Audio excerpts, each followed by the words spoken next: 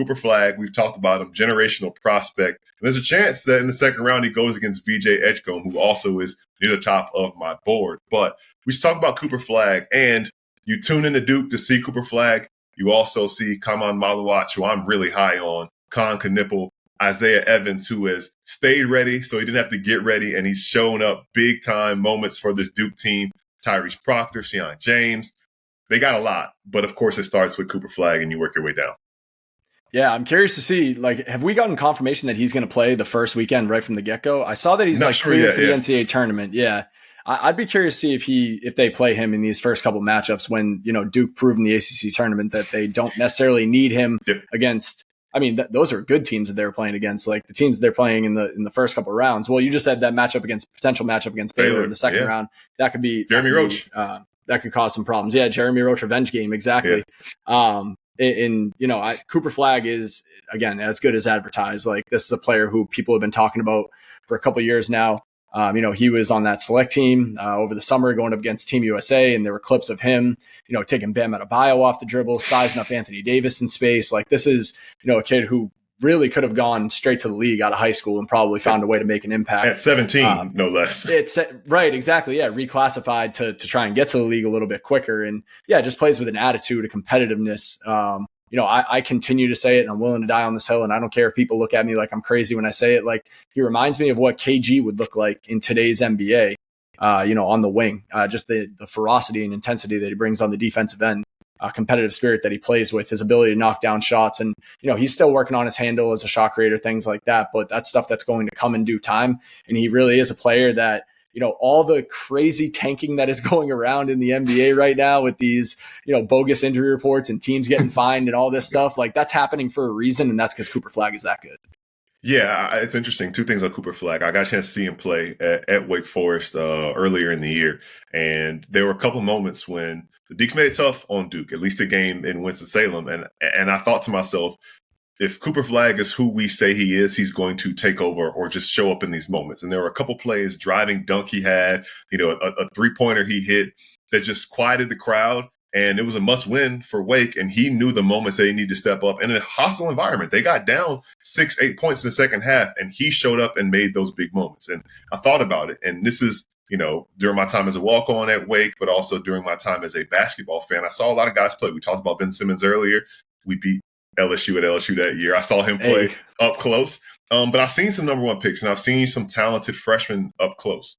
And the only player that I've seen in person, granted, I've seen a lot of guys play on TV, the only guy I've seen in person that I could confidently say was better than Cooper Flagg as a freshman is Kevin Durant.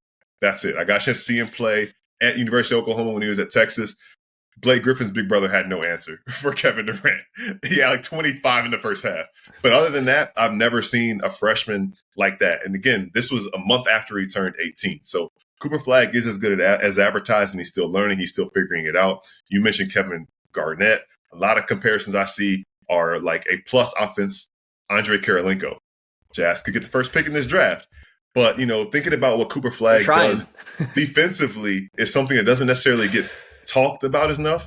And John Shire talked about the other day. Like, he said that we're really missing him on the defensive end. He's a menace in help side, as a rim protector because of his athleticism, but also his ability to play the passing lanes and just read things defensively.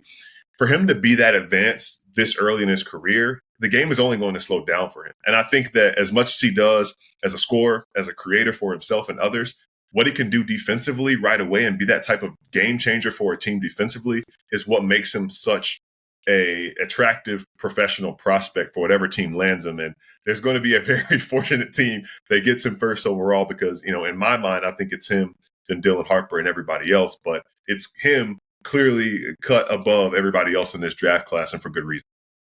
Yeah, I think that's the big thing to kind of emphasize is that, if we're talking about Victor Wembanyama, obviously the defense was the thing that right. He's also just, he's a one-off just being as big as he is. Wingspan. But you kind of see he had the potential to be the 3-point shooter that he's turned into, everything like that. Like with Cooper Flagg, I almost think that because you see the highlights of the crazy dunks and him screaming and all that. And you might, if you don't actually watch him play, think that it's this crazy offensive talent who is, a big wing that can create his own shot and all this stuff, and he is that. But his defense is really where he hangs his hat, and like his ability to guard multiple positions in the switchability and versatility, be a rim protector, but also like quick enough to hold his own against guards on the perimeter or shut down elite wing scorers. Like that is where his baseline is going to be in the NBA. And then the offense is going to come in due time. Like, there was a big spotlight on him fumbling away a couple games early in the season with some bad turnovers. And like, that's some stuff that's going to happen. He's still really, he's 6'8", 6'9". Like, I don't know how big he's actually listed at, but like he can handle the ball pretty well for his size. And he is going to only continue to grow as a ball handler, as a shot creator. His shot's a little wonky, but like he still hits it. He still hits his outside shots. So like he is a player who is going to grow into that as a shot creator and as a scorer. And one stat that I pulled after he rolled his ankle and there was a chance that I thought it might be a season-ending injury, underclassmen in NCAA history to average what he averages, which is 19 points, 7.5 rebounds, 4 assists, a block and a steal per game, Cooper Flagg and Larry Bird. So I'm going to leave you with that. There you go. There's nothing else that needs to be said. I feel like he said that that's one of his favorite players of all time, too. Helps that he's from Maine, so that does make sense, Cooper Flagg. And by the way, for those of you listening and others talk about him going back for a second year, nah, not a chance. Not a chance. Not to mention New Balance wants him out of Nike and wearing New Balance on the NBA floor, but also it accelerates his chance to get towards a max contract. NIL is great, but it ain't a max contract, which he's 1 year closer to getting once he goes to the NBA. Before we talk about the other guy in the top 5, BJ Edgecombe, I do want to talk about the rest of Duke's roster. I guess maybe just pick one guy each. Like I mentioned, Malawach, who you were high on. He played in the Olympics at 17 years old. Conka Nipple, Isaiah Evans, and Tyrese Proctor's another one I think kind of fits in that sleeper category. But as we saw with Duke finding ways to win without Flagg, it's more than just him on that team. I feel sick saying all this stuff, by the way. Yeah. You're saying it with a smile on my face. I'm like, is everything all right with Gil? Like, is this like, am I being punked? But no, I mean, yeah, Kevin Malawach he's a player who like just started playing basketball. It feels like, he's a product of, NBA Academy Africa. And, I'm sure he's somebody that's very high on the Raptors draft board. And I know that's something that we're going to get into in a little bit, but, just the ability to protect the rim, rebound with a high motor, hold his own defensively, especially in the paint.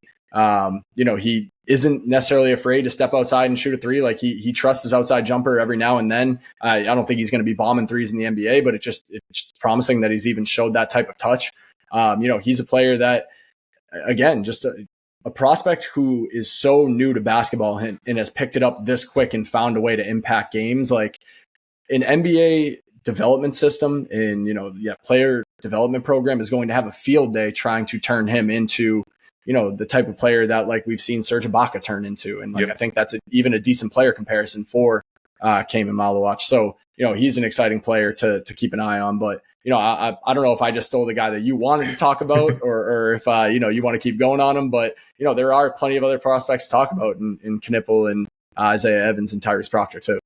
Yeah, no. One note on Malawach, I was just going to say that, like you mentioned, he learned to play basketball like 5 years ago. So basically, what that tells me is that his potential is quite literally limitless. And in the NBA, at 7'2", 250, 18 years old, knows how to protect the rim and knows how to run the floor and finish around the rim off of instinct. Once he really learns how to play the game, it's scary how good he actually could become, and he could have one of the best careers in this draft class.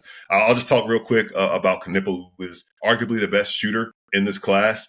He does more than just shoot the ball. We saw him step up when Cooper Flagg went down. He could put the ball on the floor, play off the bounce a little bit because teams are going to try to run him off the three-point line. But he's shown the ability to continue to make plays and not be sped up by that. Got good size, about 6'7", 220 as a wing shooter. So I think there's always a place for a guy like that in the NBA, and we've seen historically guys like that who shoot the ball that well and play that well don't last beyond like 12 or 13. So I expect him to go there at the latest, but probably be another top 10 guy. So Duke, 3 top 10 players. The pressure's on. I'm not jinxing you at all. You got to go win.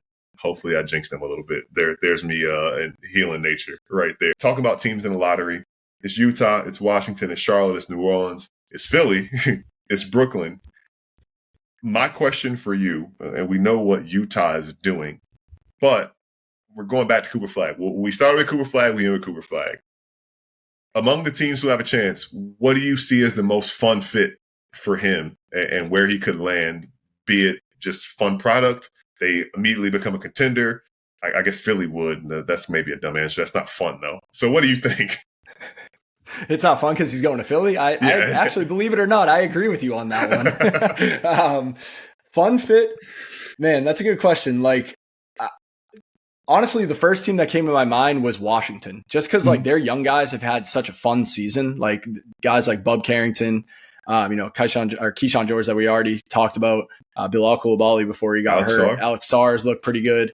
Like that's a team that, talk about nailing last year's draft. Like they've had 3 guys that from the very get-go, they committed to, all right, hey, we're going to let these guys play this year, play through their mistakes, everything like that. And like, yes, the record is terrible, but like if you actually, are sickos like you and I are, and you tune into some Wizards games, like they're fun players to watch and they're worth watching. And then you add a player like Cooper Flagg to that young core, and now all of a sudden the Wizards, you can kind of see a vision where they can be competitive again. Like they can get to potentially the play-in tournament range, and down the line, obviously, a playoff spot if Cooper Flagg were to fall there. And I love the idea of like him and Alex Sarr playing alongside each other, just because like Sarr is also, an incredible rim protector, but like he's someone who's not afraid to step outside and shoot the 3. And like, they're both pretty fluid big men who can guard multiple positions. And, when you add a playmaker like Bub Carrington to kind of orchestrate the whole thing. And who knows what they end up doing with vets like Chris Middleton and Marcus Smart in the offseason. But like, if all of a sudden Cooper Flagg sticks around, like,